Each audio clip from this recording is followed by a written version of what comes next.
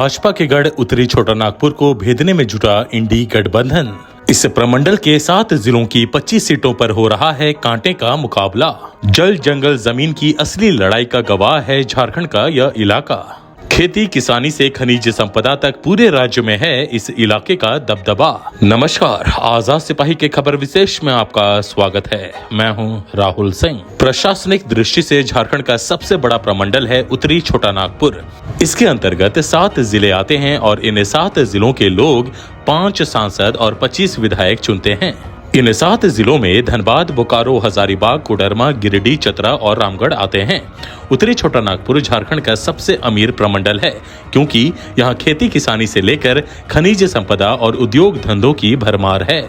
जिलों और सीटों की संख्या के लिहाज से उत्तरी छोटा नागपुर प्रमंडल की जमीन सत्ता के गलियारे तक पहुंचने के लिए सबसे मुफीद मानी जाती है। एक और खास बात यह है कि इन 7 जिलों में एक भी सीट आदिवासियों के लिए आरक्षित नहीं है। 4 सीटें अनुसूचित जाति के लिए रिजर्व हैं। यह इलाका भाजपा आजसू का गढ़ माना जाता है।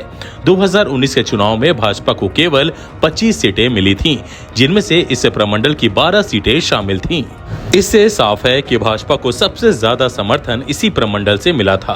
कांग्रेस को 5 सीटें, झामुमो को 4 सीटें, आजसू, राजद, भाकपा माले और निर्दलीय को 1-1 सीट मिली थी।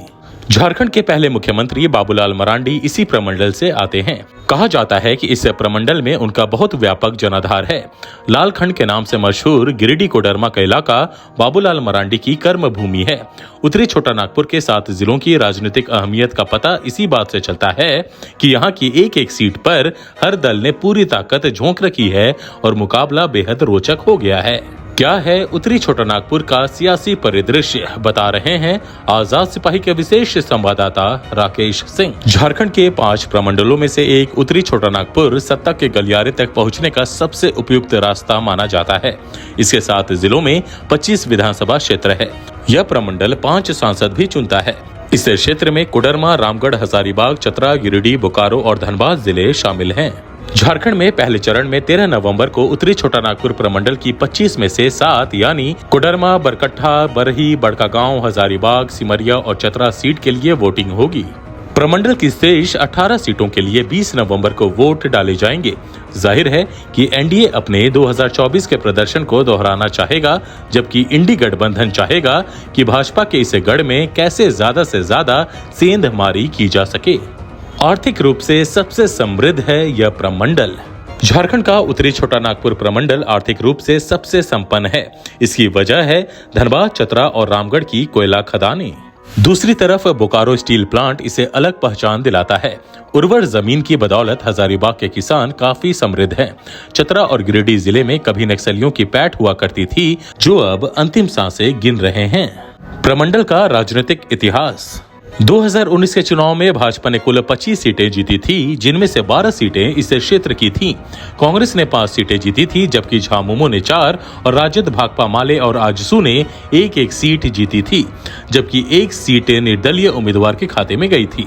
2009 के चुनावों में भाजपा ने इस प्रमंडल में खराब प्रदर्शन किया था और केवल 3 सीटें ही जीत पाई थी।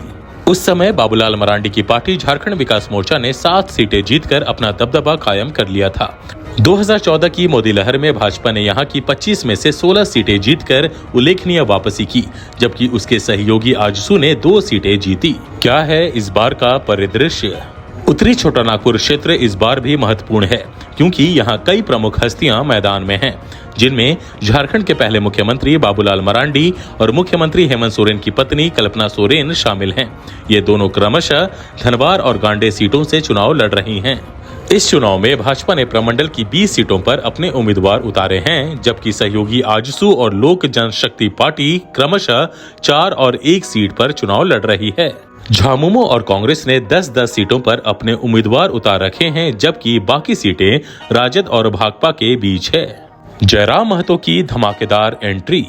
उत्तरी छोटा नागपुर को झारखंड के सबसे ताकतवर जातीय समुदाय कुर्मी का गढ़ माना जाता है। चतरा को छोड़कर बाकी 6 जिलों में इस जाति का दबदबा है। ऐसे में हाल में संपन्न लोकसभा चुनाव में एक नई राजनीतिक ताकत ने यहां धमाकेदार एंट्री की, जिसका इस समुदाय पर खास प्रभाव है। जयराम महतो के नेतृत्व में झारखंडी भाषा खतियान संघर्ष समिति ने लोकसभा चुनाव में अच्छा खासा वोट हासिल कर सभी राजनीतिक दलों को चौंका दिया है। इस तरह जयराम महतो क्षेत्रीय राजनीति का एक और नया कोण बन गए हैं। झारखंड की राजनीति में जो जातीय समीकरण है, उनमें वह काफी फिट बैठते हैं। चूंकि वह खुद कुर्मी जाति से आते हैं और राज्य की राजनीति में कुर्मी को आदिवासियों के बाद सबसे ज्यादा प्रभावी माना जाता है, इसलिए उनका एक खास राजनीतिक दृष्टिकोण है। उनका मानना है कि राज्य में युवाओं की राजनीति में भागीदारी बहुत जरूरी है। युवाओं को सक्रिय रूप से आगे आना होगा, तभी जाकर राज्य की स्थिति बदल सकती है। जयराम महतो के इस नए सियासी उभार ने राज्य की स्थापित पार्टियों की टेंशन को जरूर बढ़ा दिया है। इसलिए विधानसभा के आसन चुनाव में उसके प्रदर्शन पर लोगों की निगाह रहेगी। गिरिडीह जिला है प्रमंडल की सियासत का केंद्र।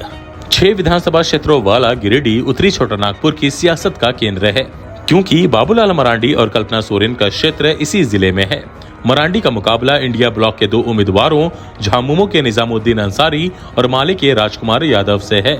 उधर कल्पना सोरेन गांडे निर्वाचन क्षेत्र में भाजपा उम्मीदवार मुनिया देवी का सामना कर रही हैं। डुमरी झामुमो को किला बचाने की चुनौती। गिरिडीह में एक और प्रमुख सीट डुमरी है, जो टाइगर महतो के नाम से चर्चित जयराम महतो के कारण चर्चा में है।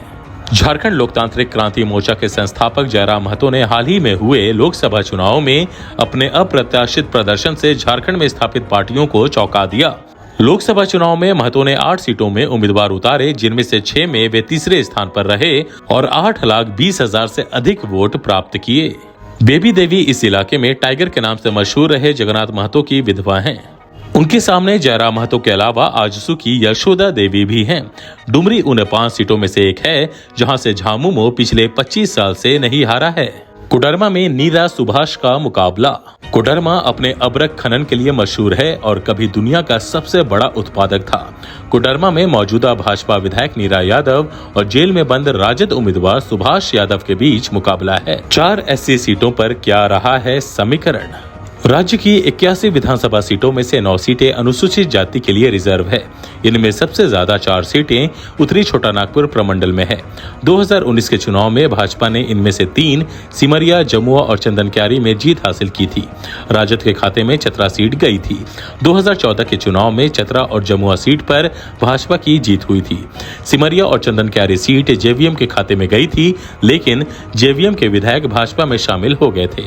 चतरा सीट पर मौजूदा विधायक और मंत्री सत्यानंद भोक्ता ने अपनी पुत्र वधू रश्मि प्रकाश को राजद के टिकट पर मैदान में उतारा है, क्योंकि झारखंड में भोक्ता समुदाय के अनुसूचित जाति से अनुसूचित जनजाति वर्ग में शामिल हो जाने के बाद से वे चुनाव नहीं लड़ सकते। झरिया में फिर देवरानी जेठानी का मुकाबला। कोयलांचल के नाम से प्रसिद्ध धनबाद के झरिया में मुकाबला देवरानी जेठानी के बीच है। कांग्रेस पार्टी की निवर्तमान विधायक पूर्णिमा नीरज सिंह का मुकाबला भाजपा उम्मीदवार रागिनी सिंह से है। पूर्णिमा के पति नीरज सिंह की हत्या के आरोप में रागिनी सिंह के पति संजीव सिंह जेल में हैं। दोनों एक ही परिवार की बहू है। इस तरह साफ है कि इस प्रमंडल में अपना वर्चस्व कायम रखना भाजपा के लिए बड़ी चुनौती है, जबकि झामुमो कांग्रेस राजद के लिए भाजपा आजसू के साथ जयराम महतो को रोकना बड़ा चैलेंज है। इतना तय है कि उत्तरी छोटा नागपुर की इन 25 विधानसभा सीटों पर इस बार कांटे का मुकाबला होगा, जिसमें दलों और प्रत्याशियों की परीक्षा तो होगी ही, इलाकों की समस्याओं को कितना महत्व मिलता है यह भी परखा जाएगा। आज के आजाद सिपाही के खबर विशेष में बस इतना ही। देश विदेश की और भी अधिक जानकारी के लिए आप पढ़ते रहिए अपना लोकप्रिय दैनिक अखबार आजाद सिपाही। और हाँ, आप हमारे इस YouTube चैनल को जरूर सब्सक्राइब करें। धन्यवाद।